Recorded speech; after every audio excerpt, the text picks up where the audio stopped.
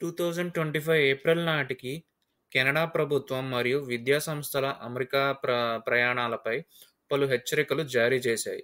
ఈ హెచ్చరికలు ముఖ్యంగా అకాడమిక్ సిబ్బంది, ట్రాన్స్‌జెండర్ వ్యక్తులు మరియు అమెరికా పాలసీలపై విమర్శలు చేసే వ్యక్తులకు వర్తిస్తాయి. కెనడియన్ యూనివర్సిటీ టీచర్స్ అసోసియేషన్ అనగా CAUT హెచ్చరిక ఏం చేసిందంటే, CAUTలో 72,000 మంది సభ్యులను ప్రాతినిధ్యం వహించే ఈ సంస్థ అకాడమిక్ సిబ్బందికి అత్యవసరమైన సందర్భాలను తప్పించి అమెరికా ప్రయాణాలను నివారించాలని సూచించింది. ఈ హెచ్చరిక ట్రంప్ పాలనలో ఉన్న రాజకీయ పరిస్థితులు, విద్యా సంస్థలపై దాడులు మరియు ట్రాన్స్‌జెండర్ వ్యక్తులపై విధించిన పరిమితుల నేపథ్యంలో జారీ చేసింది.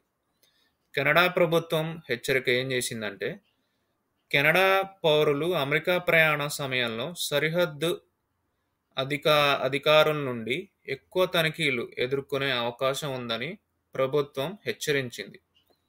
సరిహద్దులు అధికారులు ఎలాంటి వారెంట్ లేకుండా ఎలక్ట్రానిక్ పరికరాలను తనిఖీ చేయగలరు.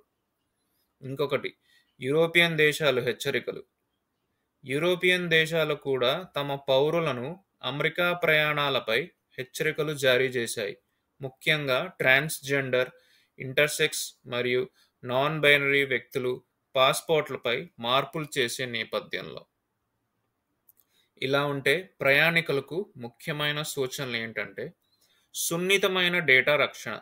ప్రయాణ సమయంలో మీ ఎలక్ట్రానిక్ పరికరాల్లో సున్నితమైన సమాచారం ఉండకూడదు. ఇంకొకటి, అత్యవసర ప్రయాణాలు మాత్రమే చేయాలి. ప్రయాణ పత్రాలు సిద్ధంగా ఉంచండి. అమెరికా ప్రయాణానికి అవసరమైన పత్రాలను ముందుగానే సిద్ధం చేసుకోండి. అవును గాని ఇలాంటి పరిస్థితుల్లో ప్రయాణానికి ముందు తాజా హెచ్చరికలను పరిశీలించడం మరియు అవసరమైన జాగ్రత్తలు తీసుకోవడం చాలా ముఖ్యం బ్రదర్. Thank you.